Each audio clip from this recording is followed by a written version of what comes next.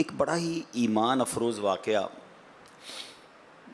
किताबों में लिखा अल कौलुल बदी सफ़ा नंबर 124 पर यह वाक़या मौजूद है कि हज़रत अबू हफ्स कागज़ी रहमतुल्लाहि तआला अलैह बहुत बड़े सरदार थे। आपके इंतकाल के बाद किसी ने आपको ख्वाब में देखकर पूछा, अल्लाह पाक ने आपके साथ क्या मामला फ़रमाया? जवाब दिया, अल्लाह करीम ने मुझ पर रहम फरमाया, मेरी बख्शिश फरमा दी और जन्नत अता फरमा दी। ख्वाब देखने वाले ने पूछा कि सबब क्या बना, व्हाट इज़ द रीज़न? तो वो कहते हैं कि बारगाह इलाही में मेरी हाज़िरी हुई, मेरा हिसाब हुआ, फ़रिश्तों को हुक्म हुआ कि इसके गुनाह शुमार करो, इसके बैड डीड्स जो हैं, सिंस जो हैं, उसको काउंट किया जाए। फिर हुक्म हुआ कि इसने दुनिया में हमारे महबूब अलैहिस्सलातु वस्सलाम पर जो दुरूद पढ़े थे उस दुरूद की गिनती भी शुमार करो। एक तरफ गुनाह काउंट करवाए गए, फिर दुरूद काउंट करवाए गए। बस मेरे पढ़े हुए दुरूद जो थे मेरे गुनाहों से ज़्यादा निकले। अल्लाह पाक ने फ़रिश्तों से फ़रमाया, ए फ़रिश्तों काफ़ी है, मज़ीद हिसाब ना करो, इसे जन्नत में दाखिल कर दो। हाय हाय हाय सुभान अल्लाह। कुर्बे खुदा हो हासिल, जन्नत में हो वो दाखिल। कुर्बे खुदा हो हासिल, जन्नत में हो वो दाखिल। जिसने लिखा पढ़ा है सल्ले अला मोहम्मद, जाने भी दे इरम को, रिजवान न रोक हमको, सीने पे लिख लिया है सल्ले अला मोहम्मद सल्लल्लाहु ताला अलैहि व आलिहि वसल्लम। जन्नत मकाम होगा, दोज़ख हराम होगा, गर दिल पे लिख लिया है सल्ले अला मोहम्मद सल्लल्लाहु अलैहि वसल्लम। अच्छा, ये तो एक वाक़या है। अब इसी वाक़े को एक ख़ूबसूरत हदीस के पैराए में देखते हैं कि नबी पाक सल्लल्लाहु ताला अलैहि वसल्लम का फ़रमान आली शान है कि जो कोई शख्स मुझ पर एक बार दुरूद पाक पढ़ता है, अल्लाह करीम उस पर अपनी 10 रहमतें नाजिल फरमाता है, उसके नामा अमाल में 10 नेकियां लिखी जाती हैं, उसके 10 गुनाह मुआफ़ कर दिए जाते हैं। अब ज़रा समझिएगा बात को कि गुनाह, अल्लाह पाक करे कि हम गुनाहों को छोड़ने वाले बन जाएं, गुनाह हमारे कम हो जाएं, मगर हम इंसान हैं ना, हमसे ख़ताएँ हो जाती हैं। लेकिन गुनाह तो लिख लिया गया, अब और कोई फार्मूला है कि गुनाह कम हो जाएं, डिलीट हो जाएं और नेकियां बढ़ जाएं? तो सुभान अल्लाह, अगर दुरूद पाक को इस पैराए में देखें कि हर पढ़ा जाने वाला दुरूद हमारे 10 गुनाह कम कर देता है, 10 नेकियों को बढ़ा देता है। तो इट मीन्स जो ये हमने वाक़या भी सुना ना कि अगर दुरूद ज़्यादा पढ़े होंगे तो इंशाअल्लाह गुनाह कम होते चले जाएंगे, गुनाह डिलीट होते चले जाएंगे। हमें चाहिए कि ज़िंदगी में, अपनी लाइफ में चलते फिरते उठते बैठते दुरूद पाक पढ़ें और इसका अहतमाम करें। हमारी प्रोफेशनल लोग मौजूद हैं, हम टाइम टेबल बनाते हैं, हम प्लान बनाते हैं कि कल का दिन कैसे होगा, व्हाट टू डू की लिस्ट होती है। हमारा ब्रेकफास्ट टाइम भी है, तो ऑफिस टाइम भी है, तो लंच टाइम भी है, डिनर टाइम भी है, कुछ लोगों का आजकल जिम टाइम भी है। लेकिन इस पूरे दिन में दुरूद टाइम कहाँ है? इस पूरे दिन में तिलावत टाइम कहाँ है? हैं? ये याद रखिए कि शेड्यूल में शामिल होगा ना तो फिर होगा, वरना हम इसको ओकेशनली ले लेंगे। कभी बयान सुना, जज्बा बढ़ा तो 200 बार दुरूद पाक पढ़ ली, भाई जोश बहुत आया तो 500 बार पढ़ लिए, अगले दिन एक बार भी नहीं पढ़ा। नहीं, हमें इसको अपनी रूटीन में शामिल करना है और हम जिस चीज़ को प्रियोरिटी देते हैं ना वो शामिल हो भी जाती है। फॉर एग्जाम्पल, हम में से किसी शख्स को अल्लाह ना करे कोई प्रॉब्लम हो जाए, डॉक्टर के पास जाए और डॉक्टर कहे कि अब आपने 3 टाइम दवाई खानी है। पहले नहीं थी ज़िंदगी में, मगर अब इम्पोर्टेंस है कि हाँ सेहत दरकार है, तो अब 3 टाइम दवाई खाने का हम एहतमाम करते हैं। हम डॉक्टर के सामने ये नहीं कहते इंशाअल्लाह डॉक्टर साहब दवाई खाऊंगा और उसके बाद कुछ भी नहीं करते हैं। इंशाअल्लाह कहना बहुत अच्छी बात है, मगर मेडिकल स्टोर जाते हैं सीधा और जाके दवाई लेते हैं। अच्छा, दवाई लेने के बाद भी घर वालों को बताते हैं कि नाश्ते के बाद ये देनी है। ऑफिस पे अगर स्टाफ है तो उसको बताते हैं भाई लंच के साथ ये दवाई मुझे लेनी है। अपने साथ डब्बी साथ रखते हैं, बल्कि बाज़ लोग तो 2 रखते हैं कि एक घर पे एक ऑफिस पे, ताकि मिस ना हो जाए दवाई। और थोड़े दिनों के बाद वो हमारी लाइफ का एक प्रॉपर हिस्सा बन जाता है। मिस नहीं होती दवाई। क्यों नहीं होती भाई? दुरूद मिस हो जाता है, दवाई मिस क्यों नहीं होती? इट मीन्स मेरी दवाई मेरे लिए प्रियोरिटी है। अनफॉर्चुनेटली दुरूद को प्रियोरिटी नहीं थी। बिल्कुल इसी तरह नमाज है। अच्छा, मैं एक और मजे की बात आपको बताऊं, विच एवर थिंग, जिंदगी में किसी भी चीज को आपने प्रियोरिटी देकर अपनी लाइफ का हिस्सा बना लिया ना, फिर उसको करने में प्रॉब्लम नहीं होती, बल्कि ना करे तो प्रॉब्लम होती है। हाँ, मिसाल देता हूं, जो पक्के नमाजी है ना, माशाल्लाह मुझे उम्मीद है, उसने जन है मेरा आप सारे ही पक्के नमाजी होंगे, मगर जो भी पक्का नमाजी है ना, अब उसको नमाज पढ़ने के लिए एफर्ट नहीं करनी पड़ती। उसका लाशऊर उसको बैकग्राउंड से बाकायदा एक रिमाइंडर कॉल आती है। मिसाल के तौर पे अगर अभी तक किसी ने जोहर नहीं पढ़ी होगी ना, हम में से जो पक्का नमाजी है, उसको हर थोड़ी देर बाद उसको एक रिकॉल आएगी अंदर से, उसका दिमाग उसको कॉल देता, भाई नमाज पढ़नी है, नमाज पढ़नी है, नमाज पढ़नी। इशा ना पढ़ी हो और थोड़ी लेट हो गई हो, पक्का नमाजी होगा ना, उसको याद नहीं करना पड़ेगा, उसकी बॉडी रिएक्ट करना शुरू कर देगी, इतनी नमाज बाकी है। सुभान अल्लाह, इट मीन्स लाइफ का हिस्सा बना दिया, अब वो रूटीन का प्रॉपर पार्ट हो जाता है लाइफ का। बिल्कुल ऐसे ही अगर आप नमाज को, दुरूद पाक को, अपनी चीज़ों को, इन इबादतों को अपनी लाइफ का पार्ट बना लें, फिर इंशाअल्लाह आपको एफर्ट नहीं करनी होगी, ये नॉर्मल तरीके से होता चला जाएगा और इंशाअल्लाह सवाब का मीटर जो है वो जारी हो जाएगा। अल्लाह मुझे भी आपको भी कसरत से दुरूद पाक पढ़ने की तौफीक अता फरमाए। आइए मिलकर मोहब्बत के साथ बाआवाज़ बुलंद दुरूद पाक पढ़ लें। सल्लु अलल हबीब सल्लल्लाहु तआला अला मुहम्मद सल्लल्लाहु अलैहि वसल्लम। बुखारी शरीफ की हदीस है। सुभान अल्लाह, यानी इस एक वाक़े से सरकार दो आलम अलैहिस्सलाम की अथॉरिटी, नबी पाक के इख्तियार, और जब जब ये वाक़या सुना, शायद सैकड़ों बार मैंने बयान किया, सुना, आपने भी शायद बीसियों सैकड़ों बार सुना होगा, मगर जब सुनते हैं ना, कहते ना तबीयत हरी भरी हो जाती है। मदीना मुनव्वरा में बारिश नहीं हो रही थी। अच्छा, पहले ये इमेजिन कर लीजिएगा या अंडरस्टैंड कर लीजिएगा कि ये वाक़या पूरा बुखारी शरीफ में मौजूद है, ठीक है। मैं उसकी समरी बयान कर रहा हूँ। मदीने पाक में बारिश नहीं हो रही थी और कई माह गुजर गए थे।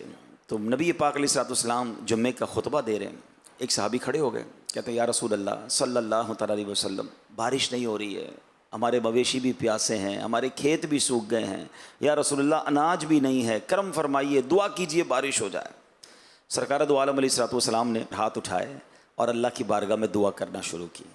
अच्छा, रावी कहते हैं, जो हदीस के रावी हैं, कि उस वक्त मदीना पाक में एक भी बादल का टुकड़ा नहीं था, बिल्कुल क्लीन स्काई, यानी आज के लफ्ज़ों में कहें कि फोरकास्ट में भी बारिश नहीं थी, हैं, बिल्कुल क्लीन स्काई है।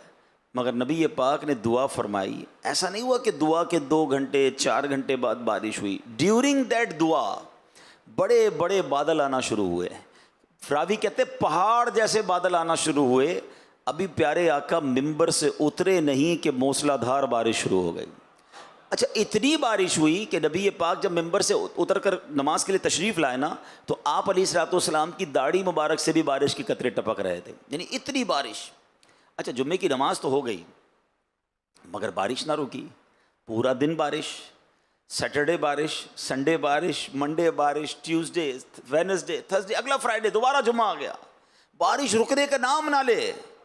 रावी कहते प्यारे आका फिर जुम्मा पढ़ाने खड़े हुए, शायद वही साहबी या कोई और साहबी खड़े हो गए, कहते हुजूर करम कीजिए, बारिश रुकवाइए, हमारे घर डूबने लग गए, हमारे खेतों में पानी भर गया, या रसूल अल्लाह करम फरमाइए। अब ज़रा मैं रुक जाता हूँ, ठीक है। अब एक सवाल क्रिएट करना चाहता हूँ। बारिश बरसाने वाली ज़ात तो रब की ज़ात है ना, हैं, और वो सारे सहाबा थे जो जुम्मा पढ़ने आए थे, मुसलमान थे, जब भी तो जुम्मा पढ़ने आए थे, नबी के पाक के साथी थे, वो अल्लाह की बारगाह में दुआ कर लेते हैं। ट्राई टू अंडरस्टैंड सहाबा का अकीदा और बिलीव क्या था। अगेन दिस इज हदीस फ्रॉम बुखारी शरीफ। सहाबा कराम का ये अकीदा था, ये उनका बिलीव था कि जो चाहिए वो प्यारे आका से मांगो, ये रब से दिला देते हैं। वाह क्या जूद व करम है, शहे बतहा तेरा, नहीं सुनता ही नहीं मांगने वाला तेरा। भाई बारिश बरसानी है तो भी नबी पाक से अर्ज कर रहे हैं, रुकवानी है तो भी अर्ज कर रहे हैं, मगर अब नबी पाक का कमाल देखें। प्यारे आका हाथ उठाकर दुआ फरमा सकते थे कि या अल्लाह बारिश को रोक दे, नहीं, अल्लाह के नबी अलैहिस्सलाम ने अपनी उंगली का इशारा फरमाया। हदीस के अल्फाज है, पूरे मदीने पे बारिश बरस रही है, क्लाउडी वेदर है, और नबी पाक अपने हाथ से इशारे से फरमा रहे हैं अल्लाहुम्मा हवालैना वला अलैना, ए अल्लाह हम पर बारिश न बरसे, हमारे अतराफ में बरसती रहे। हाँ, अब उसकी वजह क्या थी? मिसाल के तौर पे शहर कराची में बारिश ज़्यादा पड़ जाती है, रोडें भर जाती हैं, लोगों को तकलीफ़ होती है, मगर हमारे अतराफ़ में जो खेत हैं और जो बड़े बड़े मैदान हैं, अगर उनमें बारिश बरसती है तो हमारे नीचे बोरिंग के पानी भर जाते हैं, कई कुएँ भर जाते हैं, बहुत सारे दीगर फ़वाइद होते हैं, नहरों में पानी आ जाता है, बहुत सारे ईजी काम हो जाते हैं, लेकिन शहर में डिफ़िकल्ट हो जाता है। तो नबी पाक की अथॉरिटी देखें, अल्लाह के हबीब अर्ज़ करते हैं अल्लाहुम्मा हवालैना वला अलैना। रावी कहते हैं जिधर जिधर हाथ का इशारा फरमाते गए बादल कटता गया, हैं, बादल दूर होता गया, मदीना प्याले की तरह हो गया, मदीना मुनव्वरा के ऊपर आसमान क्लीन है, और मदीने के बाहर से जो लोग आते बताते बाहर अभी भी बारिश हो रही है। और सुभान अल्लाह। तो नबी पाक अलैहिस्सलाम की अथॉरिटी, अल्लाह के हबीब अलैहिस्सलाम को रब ने कैसा इख्तियार दिया कि ज़मीन पर तो इख्तियार था, मेरे आका इशारा फरमाएं तो बादल कट जाता है, बारिश बरस जाती है, सूरज पलट आता है, चांद दो टुकड़े हो जाते हैं। सुभान अल्लाह। मेरे आका अलैहिस्सलाम ऐसा मौजज़ा दिखाएं और आला हज़रत का कलम खामोश रह जाए, ये हो नहीं सकता। बरेली के ताजदार तो कमाल पता है क्या करते हैं, आला हज़रत से बहुत सारी वजूहात की वजह से प्यार है, मगर आप एक और कमाल पता है क्या करते हैं, नबी पाक की शान बयान करते हैं और साथ साथ अपनी रिक्वेस्ट भी लगा देते हैं। हाँ, ये बड़ा खूबसूरत अंदाज़ है। सखी के बच्चों की खैर हो, मेरी झोली भी भर दो। भिखारी भी यही करता है ना, पहले हमारी दुआ देता है, आखिर में अपनी रिक्वेस्ट भी लगाता है। आला हज़रत का आप हमेशा देखें हैं, चमक तुझसे पाते हैं सब पाने वाले हैं। आका आपकी शान ऐसी है कि सब चमक पा रहे हैं। आगे क्या कहा, मेरा दिल भी चमका दे चमकाने वाले। सुभान अल्लाह, what a beautiful way to give request in the court of रसूल पाक अलैहिस्सलाम। अब यहाँ क्या कहा आला हज़रत ने, कहते हैं आका जिनको सूए आसमां फैला के जल थल भर दिए। या रसूल अल्लाह, आपके हाथ तो वो हैं जब आप आसमानों की तरफ उठाएं तो जल थल भर देते हैं, आपकी दुआ कबूल होती है, बारिश बरस जाती है। जिनको सूए आसमां फैला के जलथल भर दिए, सदका उन हाथों का प्यारे हमको भी दरकार है। हुजूर उन हाथों से हमें भी कुछ खैरात दे दीजिए, उन हाथों से हम पर भी निगाह इनात फरमाइए। सुभान अल्लाह। अल्लाह सैयदी आला हज़रत के इश्क़ रसूल के सदके हमें भी इश्क़ रसूल की खैरात अता फरमाए। आज मैं इंशाअल्लाह एक वाक़या बयान करता हूँ, और ये वाक़या कुरान मजीद फ़ुरक़ान हमीद में है। अच्छा, इस वाक़े को बयान करने की मेरी दो नीयतें हैं। एक नीयत तो ये है कि इससे ये रियलाइजेशन हो कि कुरान मजीद फ़ुरक़ान हमीद में क्या कुछ मौजूद है हमारे लिए। अनफॉर्चुनेटली हमें बहुत सारी नॉलेज होती है, मगर रब के कलाम में हमारे लिए क्या क्या मौजूद है और कैसे कैसे हिस्टोरिकल वाक़यात है। ये वाक़यात क्यों बयान किए गए, आप क्या करते हैं, आप रिसर्च क्यों पढ़ते हैं? आप बड़ी बड़ी किताबें इसलिए पढ़ते हैं कि जो लोगों ने पहले किसी चीज़ पे रिसर्च कर ली, अब उस रिसर्च से हम फ़ायदा उठाएं। उनकी कुछ रिसर्च के फेलियर होते हैं, आप कहते हैं ये काम उन्होंने किया, नुकसान हुआ, हमने नहीं करना। अक्लमंद आदमी वही होता है जो पिछलों के तजर्बात से फ़ायदा उठाता है। आपकी अंग्रेज़ी में बड़ा प्यारा एक मकूला है, do not try to invent wheel again. दोबारा जो है वो पहिया ईजाद करने की कोशिश मत करो, वो ईजाद हो गया, पहिए से कुछ बनाना शुरू करो। हैं, अब किसी ने कुछ कर लिया और उससे उसने लॉस कर लिया, तो तुम तो मत करो ना। सुभान अल्लाह। कुरान मजीद फ़ुरक़ान हमीद में पिछली कौमों के वाक़यात को बयान करने की एक वजह भी यही बयान की गई कि ताकि पिछली कौमों ने जो मिस्टेक्स की, जो अल्लाह की नाफरमानियाँ की, जो गलत काम किए, उसका जो खुमियाजा उन्होंने भुगता, जो अजाब आए, जो पनिशमेंट्स हुई, सुभान अल्लाह, मेरे महबूब की उम्मत वो काम ना करे। इट मीन्स कुरान हमारे लिए खूबसूरत गाइडलाइन है, मगर बात यह कि पढ़े तो सही ना। हम में से बहुत सारे लोग वो मिस्टेक्स आज कर रहे हैं क्योंकि कुरान नहीं पढ़ा, और बाज़ औक़ात दुनिया में उसके वो नुकसान भी देख रहे होते हैं। अब मैं बात करूंगा एक ऐसी कौम का और एक ऐसे गार्डन का कि जिसका तसव्वुर करें, इमेजिनेशन करें तो अकल हैरान हो जाती है। सुभान अल्लाह। कुरान कहता है, अच्छा ये जो 22वें पारे में ये पूरी कुरान पाक की सूरत है, सूरह सबा। ये किसी कौम थी जिसका नाम ही कौम सबा था। ये उस कौम का वाक़या है, उनको अल्लाह ने कितना नवाजा था। अब जरा सुनते जाइएगा। कुरान में रब फरमाता है, बिस्मिल्लाहिर्रहमानिर्रहीम, लक़द कान लिसबइन फ़ी मस्कनिहिम आया जन्नतानि अन यमीनिन व शिमाल कुलू मिर रिज़्क़ि रब्बिकुम वश्कुरू लह बल्दतुन तय्यबतुन व रब्बुन गफूर। तर्जमा कंजुल इरफान, बेशक कौम सबा के लिए उनकी आबादी में निशानी थी। 2 बाग थे, एक दाईं तरफ दूसरा बाईं तरफ। अपने रब का रिज़्क़ खाओ और उसका शुक्र अदा करो। पाकीज़ा शहर है और बख्शने वाला रब। अल्लाह अकबर। ये कैसी कौम थी? अल्लाह करीम ने, याद रहे, सबा अरब के इलाके यमन की हुदूद में वाक़े एक कबीले का नाम था, ये ट्राइब का नाम था। और ये कबीला अपने दादा सबा बिन यशजुब बिन यारुब बिन कहतान के नाम से मशहूर था। एक पर्सनैलिटी का नाम था, फिर एक कबीले का नाम पड़ गया। और सुभान अल्लाह, अब कुरान में सूरह सबा मौजूद है। हज़रत अब्दुल्लाह इब्न अब्बास रज़ियल्लाहु तआला फरमाते हैं कि रसूलुल्लाह सल्लल्लाहु अलैहि वसल्लम से सवाल किया गया कि सबा किसी मर्द का नाम है, औरत का, या किसी सरजमीन का नाम है? सरकार दो आलम सल्लल्लाहु अलैहि वसल्लम ने फरमाया कि सबा एक मर्द था, उसके 10 बेटे थे, उनमें से 6 यमन में आबाद हो गए, 4 शाम में सीरिया में चले गए। अब आयत का खुलासा क्या है? यमन के हुदूद में जब ये लोग आबाद थे, अल्लाह पाक की वहदानियत और कुदरत पर दलालत करने वाली एक निशानी ये थी कि उनके बाग में, उनके शहर मारब के दोनों तरफ कसीर बागात थे। उन बागात में फलों की कसरत थी। उन लोगों तक अंबिया किराम के जरिए ये कहा गया, अपने रब का रिस्क खाओ, इंजॉय करो अपनी लाइफ को, मगर अल्लाह की इबादत करो, अल्लाह का शुक्र बजा लाओ। तुम्हारा शहर पाकीज़ा है, जिसमें लतीफ़ आबो हवा है, साफ सुथरी सरजमीन है। आपको पता है वो कितनी प्योर एयर थी? मैं भी पिछले दिनों न्यूजीलैंड गया, मेरे लिए बड़ी शॉकिंग बात थी।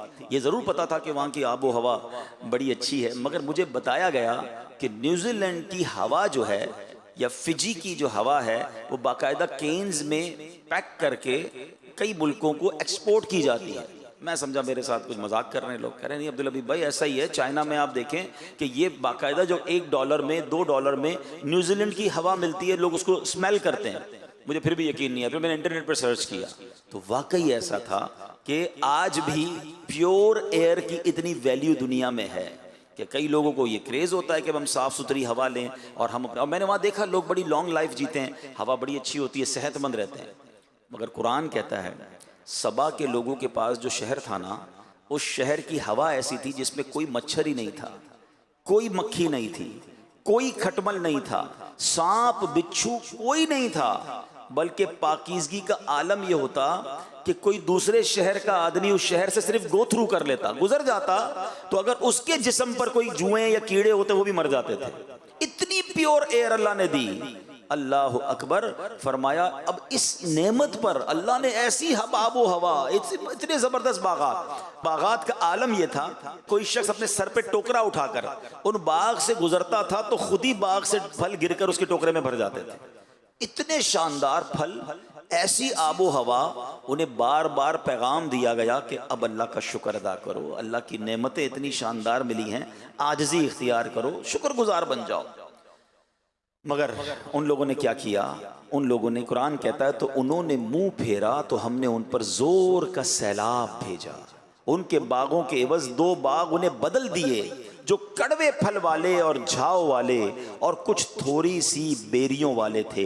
अब हुआ क्या, जरा तफसील से सुनिएगा कि अल्लाह पाक ने इनके पास अंबिया भेजे, हर नबी का इनकार करते रहे, हर नबी को अवॉइड करते रहे और उसके माद अल्लाह बात को ठुकराते रहे। यके बाद दीगरे 13 नबी भेजे गए कौमे सबा को सुधारने के लिए, अल्लाह की तरफ बुलाने के लिए, उन्हें अलाम करने के लिए 13 अंबिया गए, उनको हक की दावतें दी, नेमतों की कदर याद दिलाई। वो ईमान नहीं लाए, बल्कि अंबिया किराम को क्या कहते थे पता है? झुटला कर कि हम नहीं जानते कि हम पर कोई खुदा की नेमत है। अपने रब से कहो अगर ये नेमतें उसकी हैं तो रोक के दिखा दे। माद अल्लाह वो ये समझने लगे कि ये तो हमारा हक है, ये हमारा मुल्क है, हमारी सिटी है, ये डेवलपमेंट हमने की है, अगर अल्लाह का है तो अल्लाह से कहो, रोक के बता दे। वो इनकार करते थे, वो गुरूर करते थे, वो तकब्बुर करते थे। अल्लाह अकबर। अब क्या हुआ मेरे प्यारे इस्लामी भाइयों? अब अल्लाह पाक ने उनके इस इनकार का, इनके गुरूर का, इस घमंड का क्या उन पर अजाब आया। अब जरा गौर से सुनिएगा।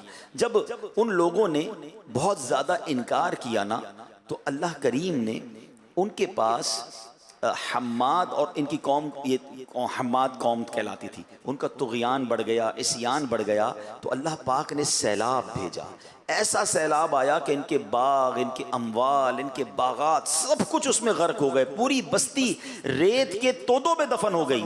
इस तरह ये कौम तबाह बर्बाद हो गई और इनके बाग पूरी दुनिया में एग्जाम्पल थे, लोग उसकी सैर करने आते थे। इस सैलाब के बाद वो ज़रबुल मिसल एग्जाम्पल बन गए, यानी इनके बाग की जगह जंगली बेरियां उगाई, झाव उगाए, खौफनाक जंगल उग गए। ये कौम लजीज फलों को तरस गई। अल्लाह अकबर। ऐ मेरे प्यारे इस्लामी भाइयों, इस वाक़े में हम सब के लिए बहुत कुछ दर्स इबरत है कि जब रब नाराज होता है, रब की नेमतों की कदर नहीं की जाती तो फिर क्या होता है। अच्छा, अब इस कौम पर सैलाब कैसे आया, ये भी अल्लाह की कुदरत का नज़ारा देखिएगा। कौम सबा के बस्ती के किनारे के पहाड़ों के दामन में बंद बांध कर मलका बिल्कीस ने 3 बड़े बड़े तालाब ऊपर नीचे बना दिए थे। 3 तालाब थे मगर 3 स्टोरी बड़े बड़े तालाब थे। अब एक चूहे ने, अल्लाह की तरफ से जब अजाब आता है ना तो अपनी कुदरत का नज़ारा भी ऐसे ही दिखाता है। इतनी बड़ी कौम, इतना कर्रो फर, एक चूहा उसने अल्लाह के हुक्म से बंद की दीवार में सुराख कर दिया। अब पानी निकलना शुरू हुआ, अब पानी का प्रेशर आया तो वो शिगाफ बड़ा होता चला गया, वो सुराख बड़ा होता चला गया, यहां तक कि बंद की दीवार टूटी। अब वो पूरा पानी सैलाब की सूरत में उनकी कौम पर आया। ये अपने घरों में गाफिल थे, चैन की बांसुरी बजा रहे थे, गुरूर और तकब्बुर और घमंड में जी रहे थे। ऐसा सैलाब आया कि उनका तमाम का तमाम मालो असबाब जो है वो बर्बाद हो गया। ये एक कुरानी वाकया जो सूरह सबा, जिस वजह से सूरह सबा उसे कहा जाता है, ये कौम सबा का एक वाकया है। एक और वाकया कुरान मजीद, एक्चुअली मैंने जैसे शुरू में कहा, इतनी ज़बरदस्त गाइडलाइन है हमारे लिए, हम पढ़ें ना तो इतना कुछ सीखने को मिलता है। अच्छा, ये भी बाग वालों का ही वाकया है। अब जरा सुनिएगा, पहले कुरान पाक की एक आयत पढ़ देता हूं, और ये आयत है 29वें पारे की सूरह कलम के अंदर है। ठीक है, अल्लाह कुरान में फरमाता है, तर्जमा, बेशक हमने उन्हें जांचा जैसा बाग वालों को जांचा था, जब उन्होंने कसम खाई कि जरूर सुबह होते ही इस बाग को काट लेंगे। अब ये बड़ा अमेजिंग वाकया है कि ये बाग यमन के शहर सनआ से 2 फरसंग यानी 6 मील के फासले पर था। इस बाग का मालिक एक बड़ा नेक मर्द था। वो बाग के फल कसरत से फुकरा को देता था, बड़ी चैरिटी करता था। उसकी आदत यह थी कि जब बाग में जाता तो फ़कीरों को बुला लेता, गरीबों को बुला लेता, तमाम गिरे पड़े फल जो है फ़कीर ले लेते, फिर बाग में बिस्तर बिछा दिए जाते, फल तोड़े जाते, जितने फल बिस्तरों पर गिरते वो भी फ़ुकरा को दे दिए जाते। जो खालिस अपना हिस्सा होता उससे भी वो 10वां हिस्सा फ़कीरों को दे देता था।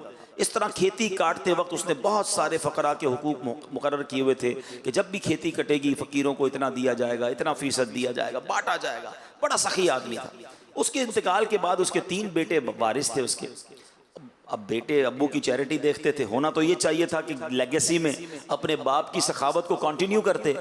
अब उन्होंने मशवरा किया कि अगर जितना अब्बू बांटते थे हम भी इतनी खैरात करेंगे तो हमारे हिस्से में तो कम आएगा, हमारे पास तो जो है वो पैसे कम हो जाएंगे, हम अल्लाह की राह में इतना बांटेंगे। तो उन्होंने कहा ऐसा करें, कल हमारी खेती काटनी है। तीनों ने मिलकर कसम खाई कि सुबह जल्दी पहुंच जाते हैं, फ़कीरों को नहीं बताते जो हर बार आते हैं गरीब लोग, हम सारा माल खुद ही जो है ना वो काट के अपने पास रख लेंगे।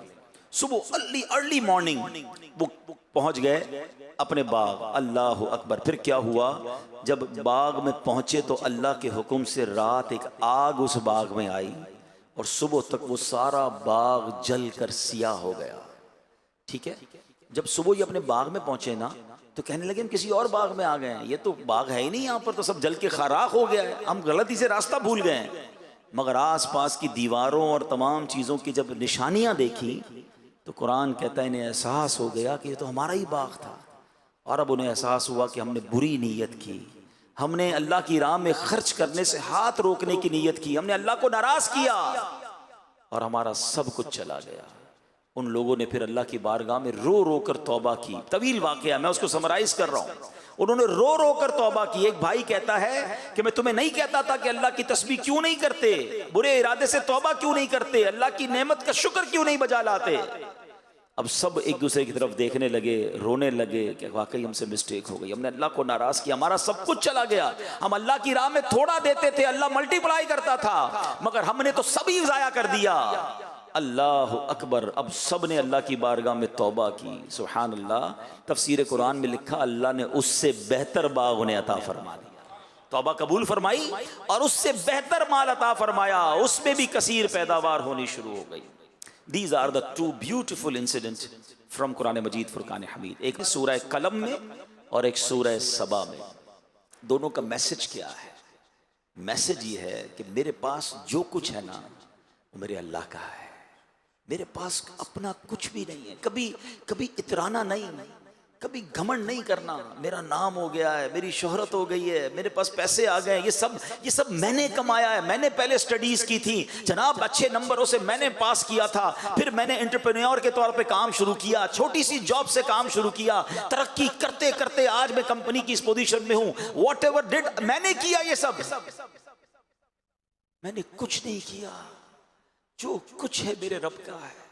जिसने नाशुक्री करना शुरू की ना, जिसने इतराना शुरू किया, जिसके दिल में ये खप्त सवार हो गया कि जनाब ये मेरी स्ट्रगल है। अरे जनाब, अगर स्ट्रगल करने वाले ही कामयाब होते तो हमसे ज्यादा अक्लमंद लोग इस वक्त बेरोजगार हैं, हमसे ज्यादा अल्लाह के नेक बंदे परेशान भी हैं। अल्लाह ने मुझ जैसे गुनाहगार को इतना नवाज दिया। मुझे तो हर वक्त अपनी खताएं याद आनी चाहिए। मुझे एक बात का जवाब दीजिए, रिस्क कौन देता है? जवाब दो ना। अल्लाह देता है ना। पानी कौन देता है? ऑक्सीजन जो हम ले रहे हैं वो कौन दे रहा है? जो कुछ है वो रब दे रहा है। मुझे बताएं, अगर आपकी ऑफिस में, आप जहां भी जॉब करते हैं, कोई बंदा आपके सीईओ या डायरेक्टर या एचओडी की बात ना माने, जब भी वो कोई बात करे उसका उल्टा का जवाब दे, ऑलवेज वो बात का उल्टा काम करे, रोज मिस्टेक्स करे, क्या जो बाउंटीज, जो फैसिलिटीज जो उसको कंपनी में हासिल है वो बाकी रहेंगी? बंदा कहेगा ठीक है, जब आप कंपनी के लिए काम ही नहीं कर रहे तो आपकी जॉब खत्म, अपनी गाड़ी वापस करें, अपनी फैसिलिटीज वापस करें, तमाम प्रिविलेजेस खत्म कर दिए जाते हैं, बिकॉज आप कंपनी के रूल को फॉलो नहीं कर रहे, अपने हेड को जवाब नहीं दे रहे। मुझे एक बात बताएं, मैं सुबह और शाम अल्लाह की नाफरमानियां कर रहा हूं, वो तो मुझसे खाना नहीं रोक रहा, वो तो मुझसे ऑक्सीजन नहीं रोक रहा है। होना क्या चाहिए था? लॉजिक क्या कहती है? मेरी आंखें हराम देखती, अल्लाह की नाफरमानी करती, मैं अंधा कर दिया जाता, क्योंकि अल्लाह ने आंख दी थी ना। बट ए मेरे बंदे, मैंने आंख दी अपनी फरमाबरदारी के लिए, तू इन आंखों से गुनाह कर रहा है, रोशनी खत्म नहीं होता। हराम सुनता तो बहरा कर दिया जाता, हराम बोलता तो गूंगा कर दिया जाता, ये हाथ हराम के लिए उठते तो गिर जाते, ये पैर हराम के लिए चलते तो मैं लंगड़ा हो जाता। फ्रॉम माई डे वन, मैं तो जब से होश संभाला कितनी नाफरमानियां की अल्लाह की, वो अपनी मेहरबानियां रोक नहीं रहा, और मैं कहता हूं मैंने किया है, मैं यहां तक पहुंचा हूं? नहीं, सब कुछ मेरे रब का है। काश ये बात समझ आ जाए। एक कुरान पाक की मैं आयत का जुज़ पढ़ रहा था, अल्लाह अकबर, अगर ये बात समझ आ जाए ना, सुभान अल्लाह सुभान अल्लाह। कुरान मजीद में अल्लाह करीम ने खुद फरमाया है, और काश ये बात हमारे दिल में उतर जाए कि सब कुछ हमारे रब का है, जो कुछ है वो हमारे मालिक का है। अल्लाह करे कि ये बात हम समझ लें तो फिर इंशाअल्लाह चीज़ें समझना शुरू हो जाएंगी। तो ऐ मेरे प्यारे इस्लामी भाइयों, हमें अपनी इन तमाम बातों को समझना भी है और आइंदा इतराना नहीं है, शुक्रगुजार बनना है। अगर आप चाहते हैं ना कि आपकी मेरी इज्जतों में तरक्की हो जाए, सुभान अल्लाह, कुरान में अल्लाह फरमाता है अल वलायतु लिल्लाहिल हक। खुद रब ने कुरान में फरमा दिया, तमाम इख्तियार सच्चे अल्लाह का है। ये इधर नक्श कर लो, अल वलायतु लिल्लाहिल हक, तमाम इख्तियार सच्चे अल्लाह का, मेरा कुछ नहीं है। वो पंजाबी शायर कहते हैं ना, जे चावे ते राह जांदे नू तख्त अता फरमावे, जे चावे ते राह जांदे नू तख्त अता फरमावे, जे चावे ते शाह कोलू दर दर खैर मंगावे। रब चाहे ना है तो रोड पर चलने वाले को बादशाह अता फरमा दे, और रब चाहे तो बादशाह को पल में फकीर बना दे। हमारी कोई औकात नहीं है। अच्छा, फिर बाज़ औकात बंदा कुछ जब बन जाता है ना तो फिर कैलकुलेटर से ज़िंदगी गुजारता है, यार इतने पैसे तो हो गए कि 10 साल तो कुछ नहीं होना है, अब इतने करने के 100 साल तक कुछ ना हो, हैं पैसे इतने हो जाएं कि बच्चे भी सुख से खाएं। अब जनाब मेरे पास इतना है कि मेरी नस्लें खाएं तो ख़त्म नहीं होंगी। ये बंदा फिर आहिस्ता आहिस्ता होना तो क्या चाहिए था कि रब ने दिया ना, मैं और शुक्रगुजार होता, मैं और आजिज़ी का इजहार करता, मगर अब बंदा कहता है मेरे पास तो इतना आ गया कि अब टेंशन ही नहीं है, कोई नहीं करनी जॉब, भाई क्यों किसी की बात सुनूं। मैं नहीं कहता तरक्की ना करें, मगर घमंड तो ना लाए ना अपने अंदर, अल्लाह से तो जुड़े रहें, उसकी बारगाह से ताल्लुक तो कम ना हो जाए, उधर से कनेक्शन तो और बढ़ना चाहिए। अकल भी ये कहती है कि वो अताएं बढ़ाए तो हम सजदे बढ़ाएं, वो अताएं बढ़ाए तो हम शुक्र बढ़ाएं, मगर हो क्या रहा है कि वो अताएं बढ़ाता है, हम खताएं बढ़ाते हैं। जब अब पैसे थोड़े थे, मकाम छोटा था, जॉब छोटी थी, तो गुना भी थोड़े थे। जैसे जैसे जनाब तरक्की होती गई, काश नेकियों में तरक्की होती, गुनाहों में तरक्की होने लगी। भाई मैं तो इंतजार में था यार, इतने पैसे आएंगे तो ये वाली अय्याशी करनी है, ये वाला काम हो जाए तो ये वाला गुनाह करना है। ये क्या कर रहे हैं हम? लॉजिकली भी आपका बॉस आपके ऑफिस में कोई आपको अच्छी इंसेंटिव दे, अच्छा बोनस दे, आप थैंक्स करते हैं, आप कहते हैं यार ऑलवेज इस बंदे ने मुझे मेरा साथ दिया है, मैं अब इस कंपनी को कभी नुकसान नहीं पहुंचाऊंगा, अपने बॉस को कभी नाराज नहीं होने दूंगा, ये मुश्किल वक्त पे मेरे काम आया था। बिल्कुल ठीक है, दुनिया में जो अच्छा करे उसके साथ अच्छा ही बर्ताव करना चाहिए, मगर सिर्फ दुनिया में। जिस रब ने बचपन से लेकर आज तक मुझे अताएं फरमाई, पैदा होने से लेकर अब तक मैं उसकी नेमतों के बोझ तले दबता जा रहा हूं, वो नाराज हो जाए उसकी कोई फिक्र नहीं। और ये कभी कभी खप्त सवार ना करना कि मेरा बहुत कुछ है और मैं जनाब अब मुझे कुछ नहीं हो सकता। कौमे सबा का वाकया बता रहा है, ये बाग वालों का वाकया बता रहा है। चले आप कहेंगे अब्दुल हबीब भाई ये तो हजारों साल पुराने वाकया सुना रहे हो, 2022 की बात है ना, तुर्किया में जलजला आया है, मैं खुद विटनेस हूं उस अर्थक्वेक का। 40 सेकंड 40 सेकंड के अंदर क्या हुआ, अरबपति लोग रोड पे आ गए, फैक्ट्रियां तबाह हो गई विद इन 40 सेकंड्स, बिल्डिंगें गिर गई। मैंने एक रात गुजारी है, मैंने जिंदगी में बहुत ट्रेवल किया है, ये वक्त नहीं है इस पर बात करने का, मगर मैं उस रात को नहीं भूलता हूं। वो रात मैंने हताई सिटी है तुर्किया की, मैंने वो रात वहां गुजारी। दैट वाज मेरी जिंदगी की मुश्किल तरीन रात थी। उसकी 2-3 वजूहात थी। एक तो ठंड थी, ठीक है, हम एक गाड़ी के साथ गए थे सामान लेकर, एक हमारे साथ छोटी वैन थी, हमने कहा सामान बांटेंगे। ट्रैफिक की वजह से हम 2 घंटे का रास्ता 10 घंटे में हमने तय किया। जब हम पहुंचे तो रात के 1:30-2 बज गए। वो गाड़ी वाला कहता है मैंने वापस जाना है। हमने उसकी मिन्नतें की, तरले किए, भाई रुक जाओ, सुबह हो जाए, हम सामान बांटने आए, अभी रात 2 बजे हम किसको सामान बांटे। लोग बेचारे रोडों पर सो गए थे, टेंट लगे हुए थे, आग जल रही थी, सर्दी की रात थी, औरतें बच्चे खेमे में आराम कर रहे होंगे। हमने कहा फजर होते ही हम सामान बांटेंगे, तुम चले जाना। उसने कहा नहीं मुझे जाना है। बहरहाल हम क्या करते, परदेश था, सारा सामान उसने रोड पे उतार दिया, वो वापस चला गया। अब सामान था, हम थे और हमारे पास एक गाड़ी थी। अब सर्दी की रात, और मैं सोचता रहा, मैं यकीन करें बहुत रोया, बहुत रोया। मैंने कहा या अल्लाह मुझसे एक रात नहीं गुजर रही, ये पूरा शहर इस वक्त रोड पे है, मैं तो आज सुबह होगी सामान बांटूंगा वापस चला जाऊंगा, यही रातें सारी पता नहीं कब तक गुजारेंगे। आज मुझे 1 महीना पहले, 1 साल के बाद, अभी 15 दिन पहले मुझे वीडियो आई कि वही शहर अब पूरा ग्राउंड हो चुका है। उन्होंने 6000 बिल्डिंगें सब जीरो कर दी हैं, अब बिल्डिंगें बनने जा रही हैं। इसका मतलब 1-1.5 साल से वो लोग रोड पे ही है ना, या खेमे में हैं, या पता नहीं किसी रिश्तेदार के घर रह रहे। आप यकीन करें सामने बिल्डिंगें गिरी नहीं थी, बिल्डिंगें 25-50-100 बिल्डिंगें गिरी थी, बाकी सारी बिल्डिंगें खड़ी थी। लेकिन लोग रोड पे बैठे थे, अंदर जाने की हिम्मत नहीं थी, क्योंकि हर चंद मिनट के बाद, हर थोड़ी देर के बाद एक और आफ्टर शॉक आता था, एक कोई ना कोई बिल्डिंग गिर जाती थी। अब ऐलान ये था कि कोई बिल्डिंग के अंदर नहीं जाएगा। गर्म कपड़े मौजूद थे, खाने का सामान मौजूद था, बच्चों का दूध मौजूद था, बट नोबडी हैव करेज ही नहीं थी कि बिल्डिंग में जाएं और अपना सामान लेकर आएं। नीचे रोड पे सब लोग बैठे थे, बच्चे बैठे थे, औरतें बैठी थी। मैं सोचने लगा या अल्लाह थोड़ी देर पहले ये सब घर वाले थे।